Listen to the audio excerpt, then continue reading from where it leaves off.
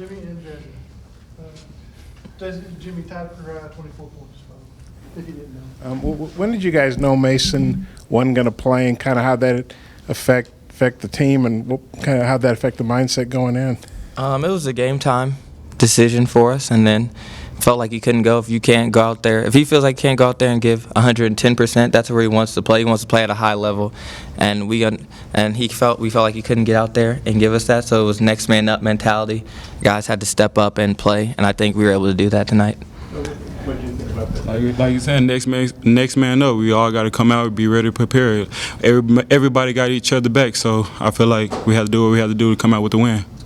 Yes, your three-point shot has been falling this year, but how do you shift your confidence up and just kind of remain aggressive? For sure. One thing for sure, shoot, and always I'm gonna keep on shooting. Eventually they gonna fall, but like Jimmy always tell me, keep my head up high, don't never hold it down, just keep shooting, try to get a rhythm, get to the rim, and try to, that's what I did tonight. You guys have been dominating here pretty much, and that was a tight game. I think at one point y'all were down by 9 in the first half. Just kind of what was it like being in a tight game like that, and what was the key, do you think you guys bringing it out? For me personally, I loved it because not every game in college is going to be a blowout.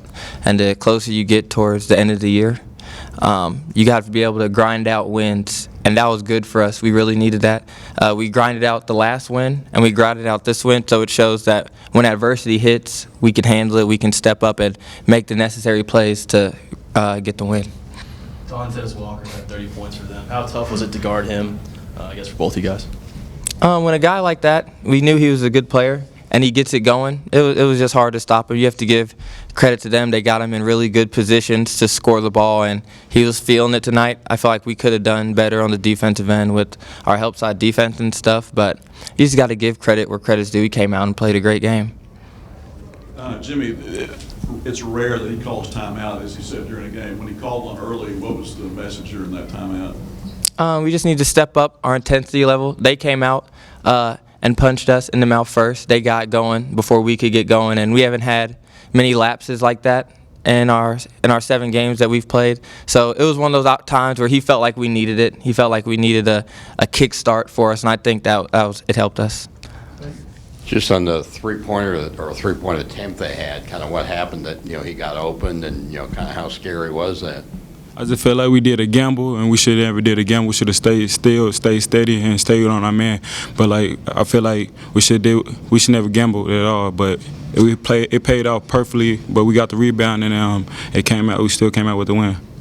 Jimmy, what do you think of Desi's game so far this season? The three-point hasn't been falling. What have you seen from him? My biggest thing is that we know Desi can shoot. We know it's gonna be we know we're gonna start knocking him down at some point. But I like the fact that he doesn't settle on it. He's done other things. He's been able to find other ways to score, and that was prevalent tonight in how he went out there and played. We were a man down, a scorer down, and he came in and put those points on the board for us. So that's huge, especially once he adds that and the shooting capability that we know he can do.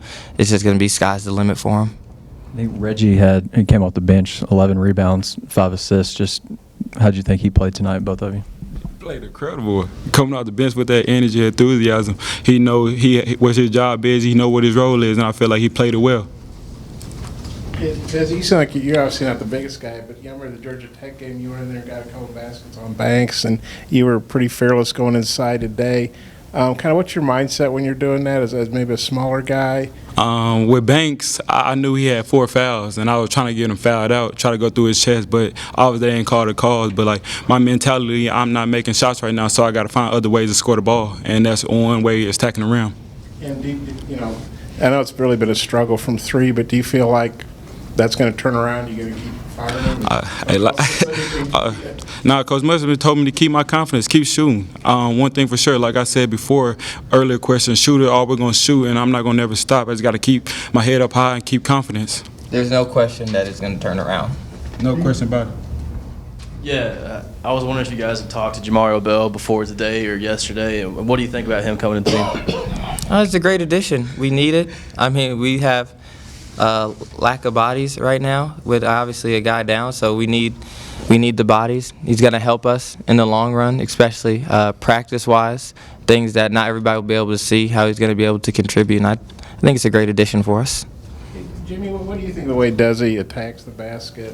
He goes in there like he's 7 feet instead of 6 feet or something. And what was your take on that when they got that good look at the end on the three? Kind of what was going through your head? In terms of Desi, we see that every day, that relentless attitude, that relentless attacking the rim. He just goes out there and plays hard.